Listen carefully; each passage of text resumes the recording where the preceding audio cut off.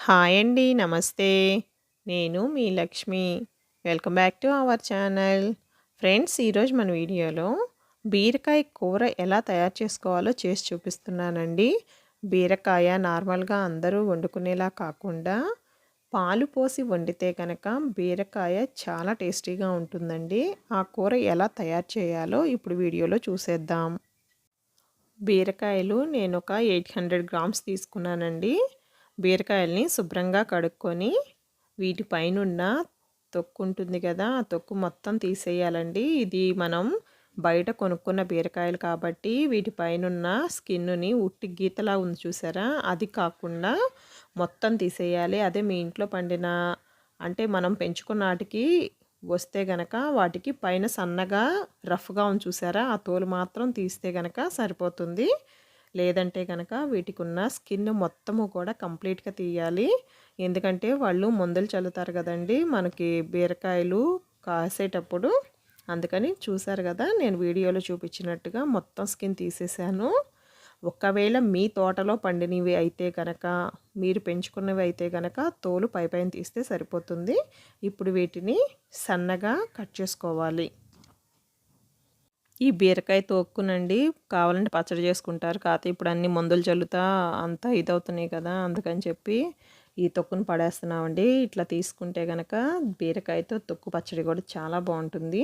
అదే ఒకవేళ మీరు మీ ఇంట్లో పండించిన బీరకాయలైతే గనక తప్పకుండా దీంతో ఒకసారి పచ్చడి కూడా ట్రై చేయండి. బీరకాయ తొక్కు పచ్చడి చాలా టేస్టీగా ఉంటుందండి. స్టవ్ వెలిగించుకొని ఒక బాండీ పెట్టుకున్నాను. బాండీ వేడెక్కిన తర్వాత 2 టేబుల్ స్పూన్స్ ఆయిల్ వేసుకోవాలి.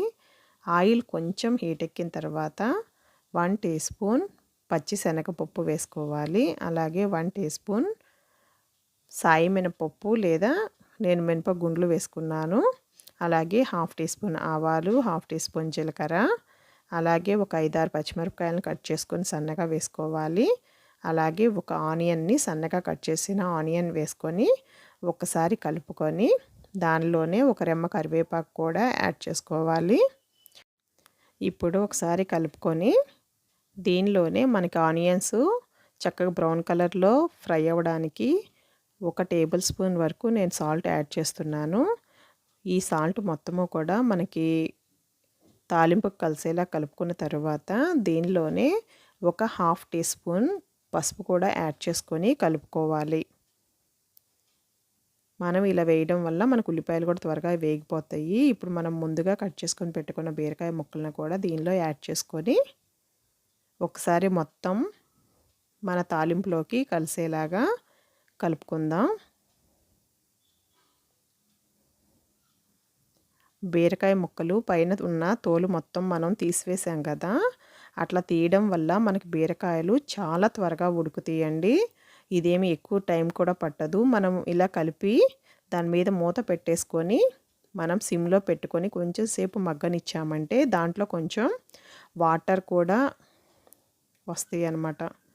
వాటర్ ఊరి కొంచెం వాటర్ వస్తాయి కదా! వాటరీగా ఉంటాయి. ఇట్లా కొంచెం ఆ వాటర్ మొత్తము కూడా పోయే వరకు మనం ఈ బీరకాయ ముక్కల్ని ఉడకనివ్వాలి. ఇప్పుడు బీరకాయ ముక్కల్లో ఉన్న వాటర్ మొత్తము కూడా ఎగిరిపోయింది కదా! చూసారా ముక్కలు కూడా మెత్తగా ఉన్నాయి కదా!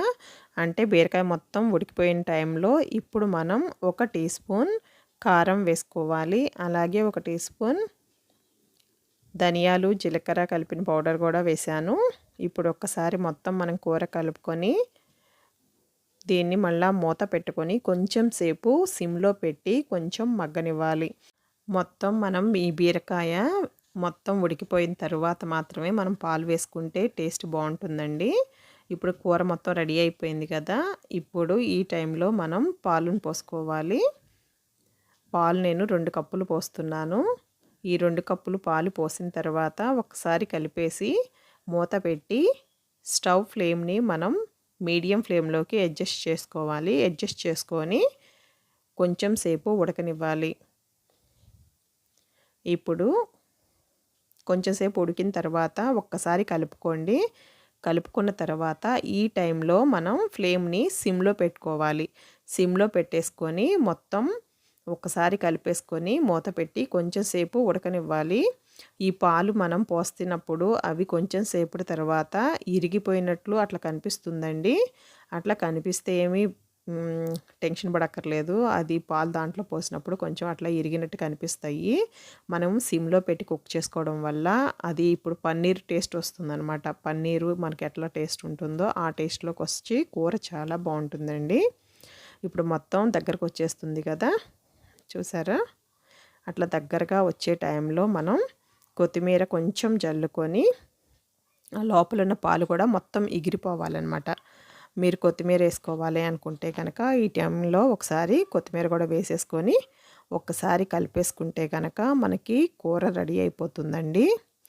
ఇంకా బౌల్లోకి సర్వ్ చేసేసుకోవడమే. చూసారు కదా ఫ్రెండ్స్, ఎంతో టేస్టీగా ఉంటుంది. ఈ బీరకాయ పాలు పోసుకొని వండుకుంటే కనుక ఒక్కసారి మీరు ట్రై చేశారంటే ప్రతిసారి ఇలాగే చేసుకుంటారు. మీకు ఈ వీడియో నచ్చితే కనుక తప్పకుండా ఒక లైక్ చేయండి. మీ ఫ్రెండ్స్కి రిలేటివ్స్కి షేర్ చేయండి. మరిన్ని కుకింగ్ వీడియోస్ కోసం మన ఛానల్ని సబ్స్క్రైబ్ చేసుకోండి. Thank you friends.